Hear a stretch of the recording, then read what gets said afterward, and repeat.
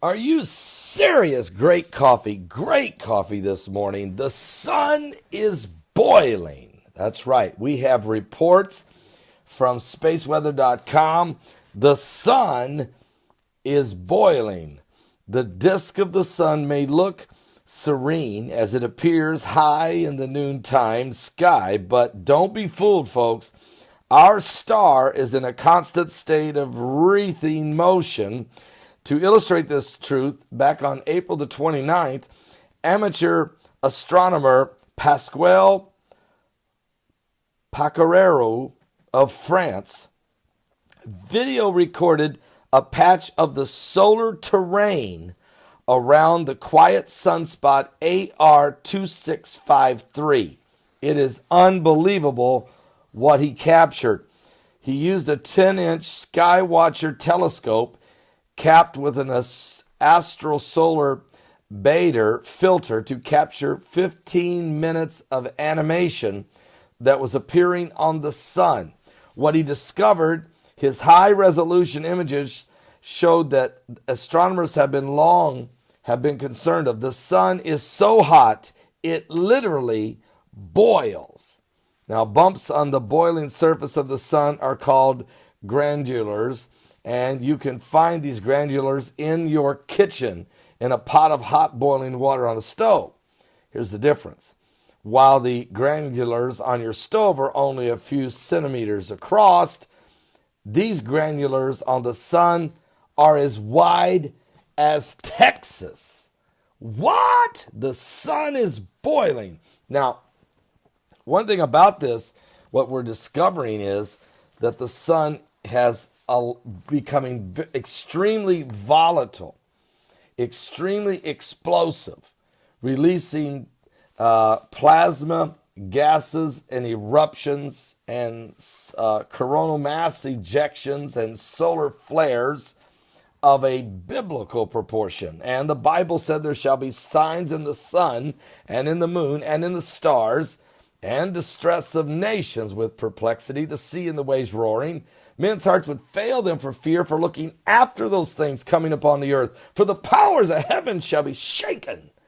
Then shall we see the Son of Man coming in a cloud with power and great glory.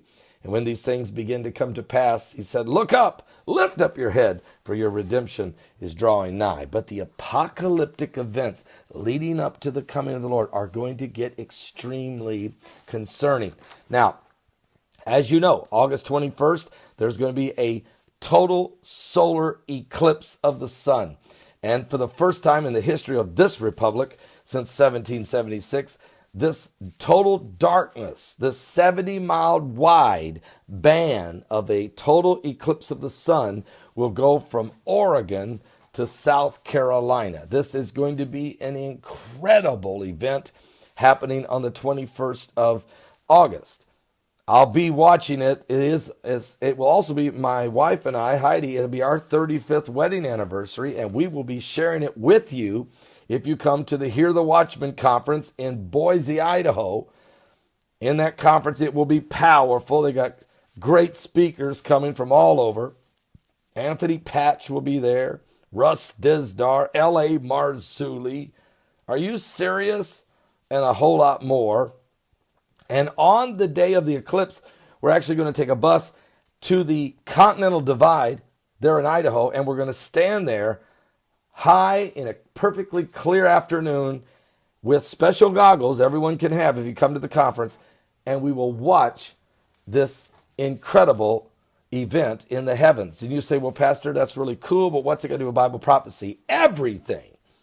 33 days later, there's going to be the great wonder in the heavens on September 23rd. That's when the woman clothed in the sun with the moon at her feet and Jupiter being birthed and a crown out of the constellation of Leo with 12 stars instead of 9, because the 3 wandering stars, Mercury, Mars, and Venus, will come into the crown.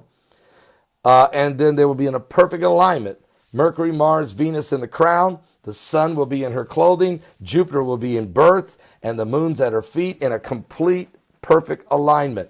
This has never, ever in the history of the world, NASA says never has it happened before in humanity. nor will it ever happen again. They've run computerized models of all of the rotations of the planets and the solar system, everything. It doesn't ever. They run the computer on into infinity, and it never happens again. But it's going to happen on this September 23rd, 33 days after this solar eclipse. And it just so happens to be the Feast of Trumpets. What? Blow the trumpet in Zion. The king is coming, folks. And then 7 days later is Yom Kippur, the Day of Atonement. Now, this is all part of the great wonder in heaven. And then, of course, it's not just the great wonder in heaven about the woman giving birth to the man-child, but also another wonder, and that is the rise of the red dragon, the beast. It's described just very similar to the beast in Revelation 13, the very next chapter, the rise of the New World Order, the Antichrist. So we're getting a double sign. In that sign on the 23rd, you're not only going to see about the unbelievable birthing of the man-child, the great wonder in heaven, but also another sign of the birthing of the beast, the realization, the revelation. And if you go to Leviticus chapter 12, you'll read that, well, God spoke about when the woman gets ready to give birth to a man-child, has to be a male, can't be a female. It even says it. That then there is 33 days of purification, followed by 7 more days before complete atonement. Are you serious? It's just incredible. So this solar eclipse and this great wonder in the heavens.